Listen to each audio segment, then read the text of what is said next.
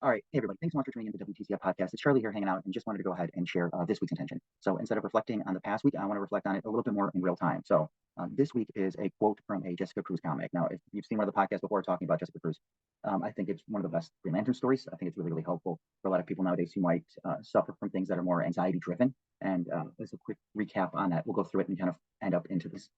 She goes on a camping trip with a bunch of her friends, and then while they're out camping, they stumble across some mafia type people who are burying a body in the woods, and they don't take kindly to finding out or being found.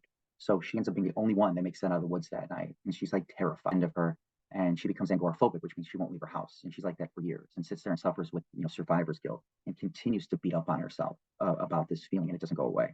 But one day, a Green Lantern ring presents itself. There's no way, but nonetheless, she accepts it, and she goes off to the planet for the Green Lanterns to get through training. And it's kind of like a laughing stock, right? She can't create constructs. Like she's constantly scared and timid, and it's constantly like, well, why would this ring ever accept you?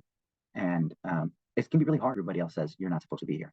And in one of the stories, the one where the intention comes from, is where Atrocitus, a member of the Red Lantern Corps, and his cat Dexstar, which is actually a cat that was put and systematically is saved by a red lantern ring because it is so angry and it becomes this really, really mean cat, essentially. So Atrocitus and Dexter come to Earth and they're trying to infect people with rage, which eventually includes Jessica's sister. So her sister, Jessica's struggling. She still cannot create constructs. So she continues to fight really, really hard. And eventually she's able to summon a bit of courage and some willpower. And she creates her first construct. And it's just almost like flower blooming. And she looks at it and says, and it's beautiful. Shortly thereafter, after she saves her sister, he says, you've always had this strength within you. Now it's time to let the whole world see.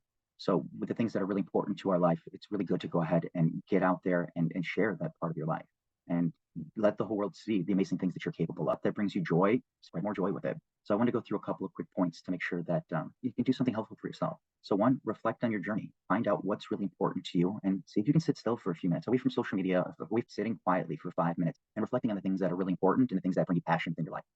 The second is to share your story. All right. Share the things that you overcome, share the things that you failed, and share the things that you're learning because someone else around you is probably working on something similar or can use some of that lesson to help themselves get a little bit further.